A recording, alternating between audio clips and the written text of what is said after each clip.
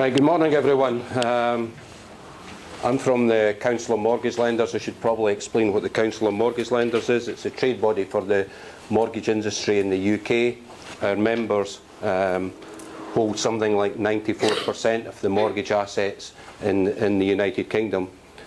Who I don't represent is second charge lenders and debt consolidation lenders, who tend to be members of the Finance and Leasing Association and are obviously subject to a different regulatory regime. They'll be subject mostly to the Consumer Credit Act and the Office of Fair Trading. I've been asked to cover three things here this morning.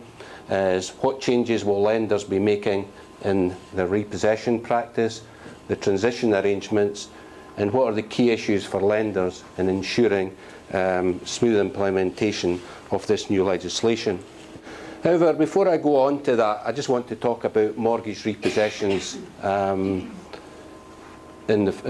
First of all, Gavin's absolutely right. We cannot provide data at Scotland level at the moment. We do have a project underway which hopefully we will be able to eventually to track a mortgage from the cradle, as it were, to the grave, and that will include being able to provide more regional-based possession data going forward, but I'm not going to promise the date on when that will be implemented. As most of you will see, I'm old enough to remember the last recession in 1990-1991.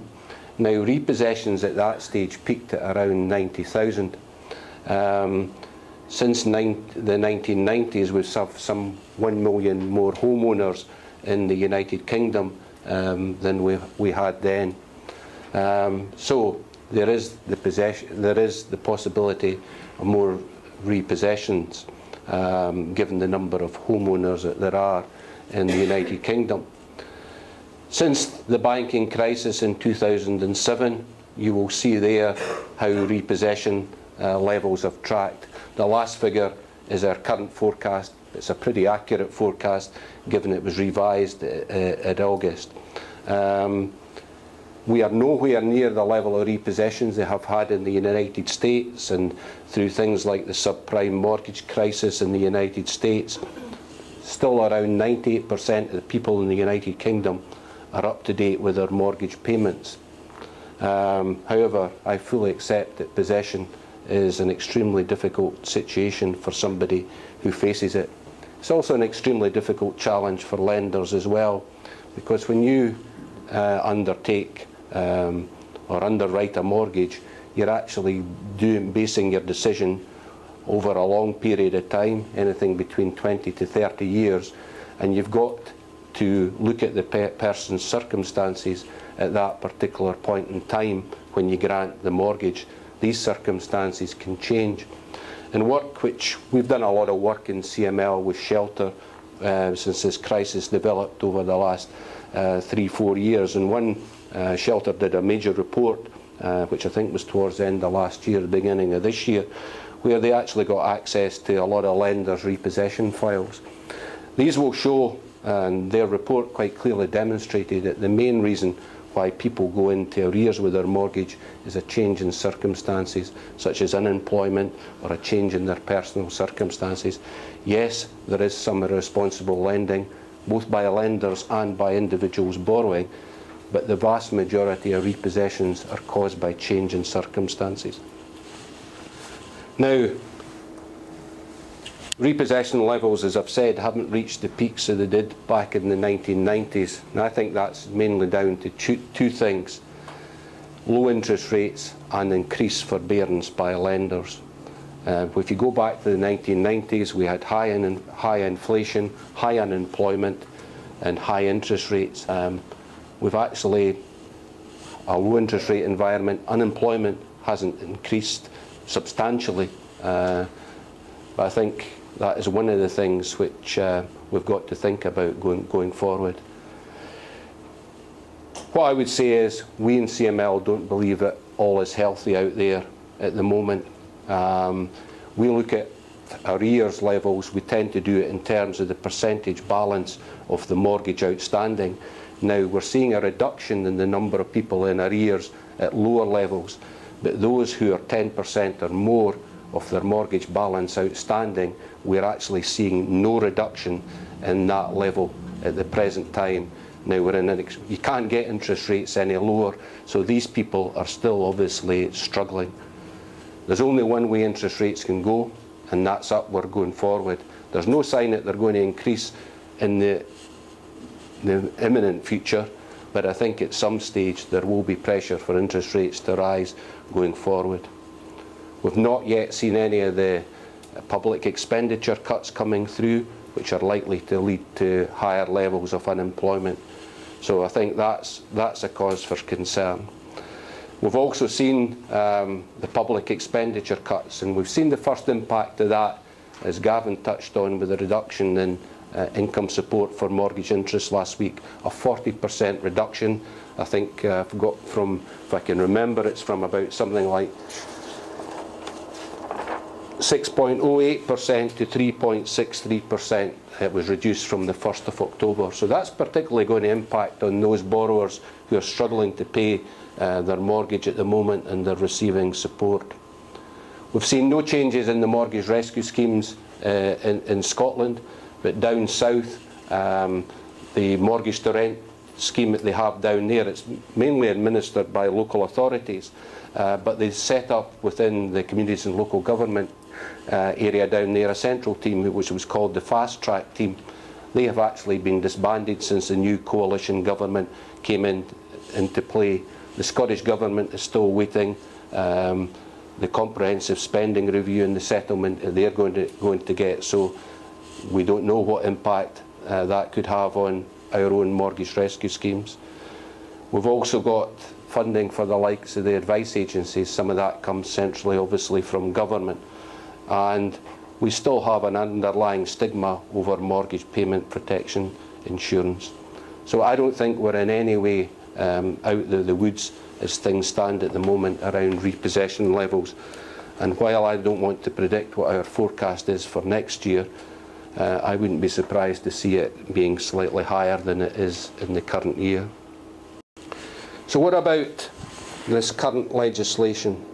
As I say, I've been asked to say what lenders will do in terms of changing their possession practice. Now, I'm not going to be flippant in saying this, but I don't believe that this legislation should make any change to lenders' practices. Lenders are already required by Mortgage Regulation Chapter 13 of the Mortgage Conduct of Business Rules to make possession a matter of last resort. And we have seen examples recently of the Financial Services Authority coming down pretty hard on lenders, particularly some of the subprime lenders who have adopted a one-size-fits-all approach to dealing with mortgage possessions. As Gavin said, basically all the things which are in the pre-action requirements, which I'm going to touch on, are actually in mortgage regulation themselves. These are things that lenders should be doing day in, day out to ensure their compliance with mortgage regulation. What this legislation, in my view, is very much about is when the lender gets to the stage of taking the litigation, they have to evidence to the court that they have done all the things which they are required to do in terms of mortgage regulation and treating customers fairly. So I think the one change which you'll probably see, and I know it's already happened in lenders, it happened at the time of the introduction of the pre-action protocol south of the border, is there's probably a double check done now within lenders' arrears and possessions area before they put a case to court for litigation. So this is very much, this legislation in my view is very much about lenders having to evidence that they have done all that they should do to make possession a matter of last resort.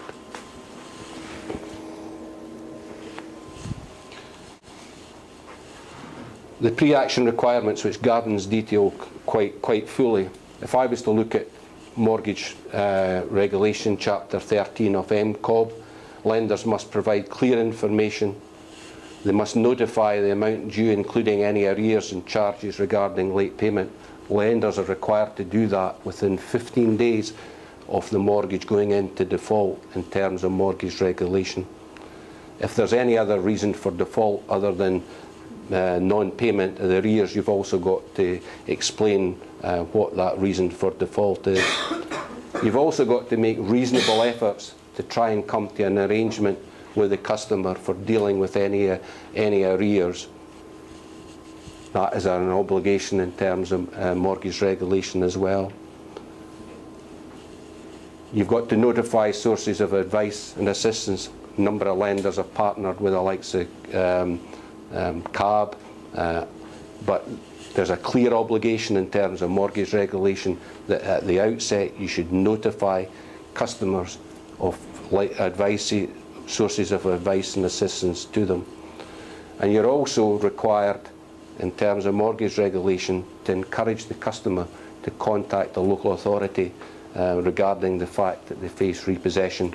And over and above that, now lenders are required to serve a Section 11 notice on the local authority in terms of the homelessness legislation in Scotland.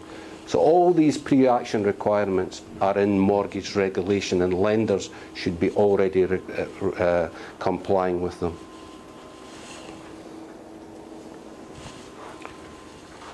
Lenders shouldn't be taking possession where customers are taking steps which are likely to result in payment of the arrears or the whole mortgage within a reasonable time, or alternatively, if it's any other reason that they've defaulted, to be able to clear that reason for default.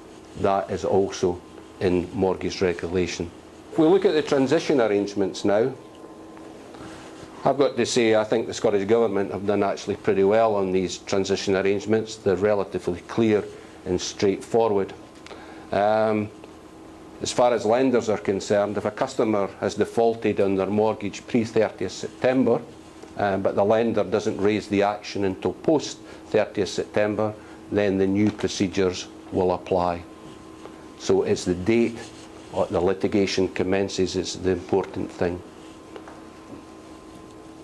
Where a lender has already an action under Section 24, that's under Section 24 of the Conveyancing and Feudal Reform Act, and that action was raised pre-30th September, then the old procedures continue to apply.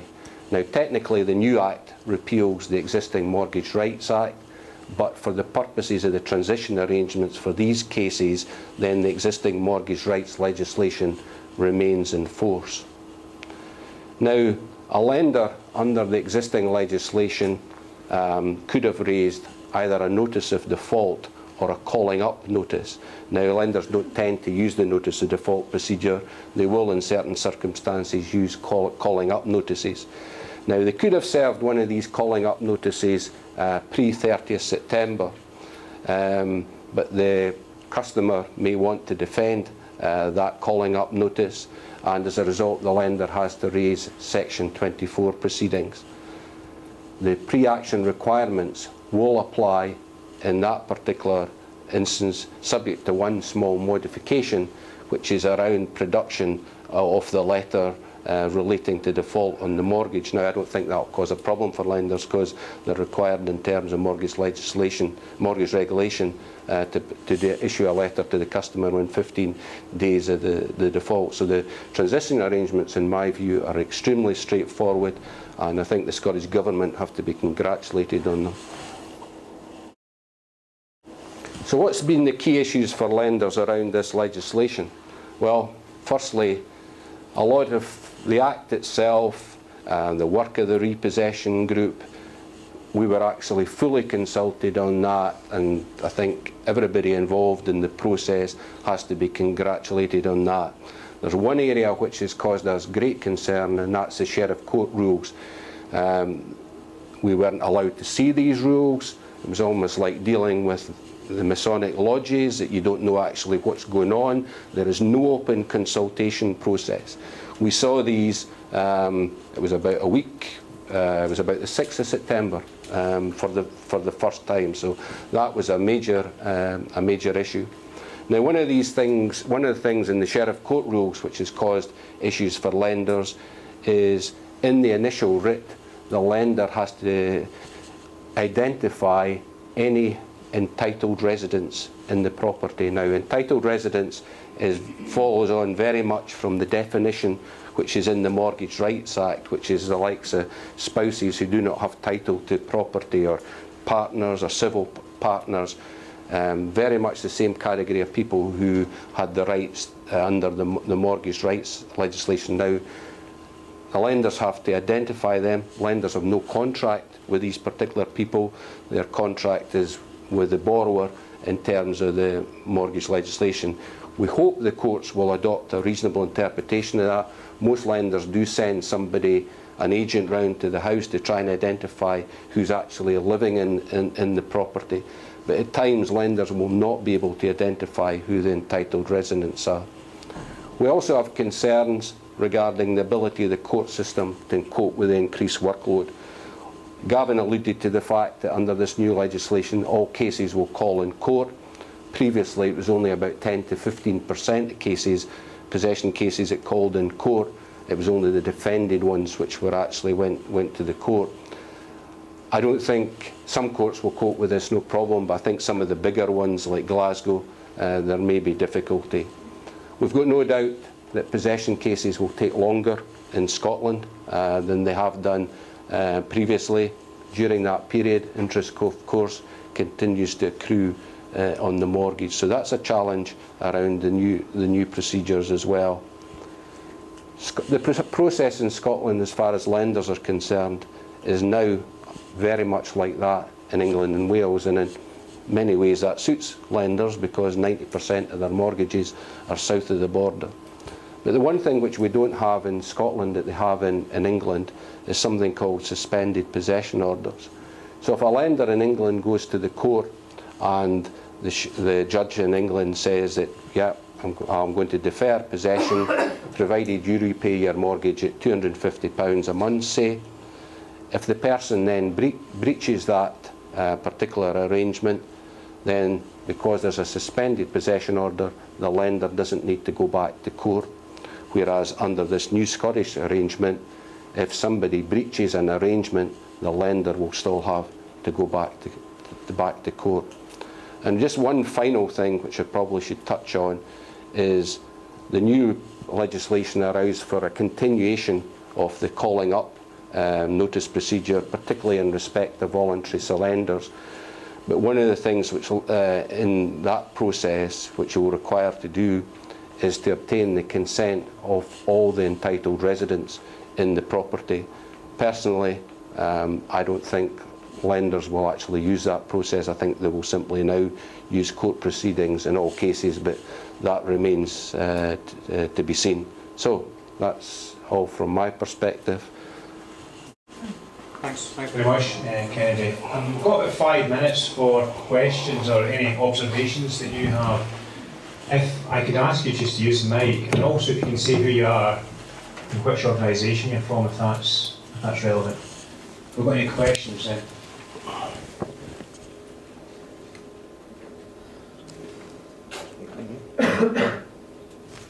Hello, Kenneth Marshall, solicitor from Dundee North Law Centre. Are those that are not in the CML bound by the Mortgage Code of Business, Mortgage Conduct, I forget, you know, MCOB, because they're not bound by that? So would they have to, for instance, a particular question I'm thinking of is where it got, I think it was GE Money, I don't know if they're a member of it or not. GE Money are members of CML. Yeah, anyway, sorry. But it depends on what kind of lending that they were doing. GE Money do mortgage lending, but they also do Consumer Credit Act lending. Now, Consumer Credit Act lending will be covered by the Consumer Credit Act legislation, and obviously that's covered by the Office of Fair Trading. It's fair to say there's very similar requirements in terms of the Consumer Credit Act lending, and also the Finance and Leasing Association have something very similar to what we in CML produce, which is we call the industry guidance around arrears and possessions. So it's almost a code over and above regulation. It's a good practice guidance, and that good practice guidance is very similar to the guidance that we've produced as well. So I would expect them, while they're not subject to mortgage regulation, to be doing very, very similar things. In particular, what happened was GE Money said that they have now a blank, because we tried to get the mortgage changed from capital and interest to interest only. And GE Money said, we've now got a blanket policy that we do not offer this option. And I thought, is that not perhaps a breach of the duty to look individually at each circumstance and consider making this interest only in this particular case? You know, that was, I don't know if you get any views on that. Yeah, I can't comment on individual cases, no. But the Financial Services Authority are probably, as you're aware, doing a lot of work around something called the Mortgage Market Review at the present time, and one of the things which they are proposing to do is to outlaw interest-only mortgages. Now, some lenders have already reacted to that by only offering capital interest products, but I would have thought interest-only in an arrears and possessions situation was something that a lender would still look at. Can I just add to that? I mean, I think, having spoken to FSA about this, and they're right, there'll be guys right out at the periphery of practice. They're very keen to hear about those things, and particularly examples of where consumers have been treated unfairly. And I would regard a blanket approach as being, in its sense, inherently unfair, and saying they haven't looked at individual circumstances. So please do contact FSA. They are keen to hear about these things for as long as they exist, I suppose. Any other questions? Maybe one more question before coffee. But there'll be plenty of opportunity for questions later as well, don't worry about that. There we go. Hi, Susie Saunders, Pedigree Citizens Advice. I have a client who is facing repossession action with GMAC. They've got a mortgage to rent application and GMAC are refusing to halt the repossession proceedings. I believe you said that it was that basically everything that was included in the new legislation was currently what was happening, and it's definitely not the case. I would be surprised if a sheriff granted repossession order when an application is under consideration for mortgage to rent. And you should actually say that to GMAC. I have. I mean, I'm sure that's exactly the kind of thing, and I suspect that's the kind of thing that the new legislation should pick up. Now, I can't pretend it'll be flawless, but the guidance, if you look at the guidance on pre-action requirements, very clear. It's a situation like that, where a mortgage to rent application is live, and it's reasonable to assume that it might be granted. I think that's a key thing. It's not a frivolous application. Then the lender shouldn't be taking action. Now, I'm not saying that lenders won't be doing that, but that should be a very strong argument to a sheriff that the lender hasn't complied with pre-action requirements. And again, I'm really interested to get any examples like that where it looks to be clear-cut in relation to guidance and practice isn't, whether it's the sheriff court or whether it's the lender isn't conforming to that, because obviously we need to be able to highlight that to the Scottish Government and to the courts. I would have thought GMAC would have been extremely nervous, as they were one of the lenders who was fined by the Financial Services Authority for their arrears and possession practice. Okay, we've got quite a tight time. That's public knowledge, by the way, so I'm not revealing any confidences.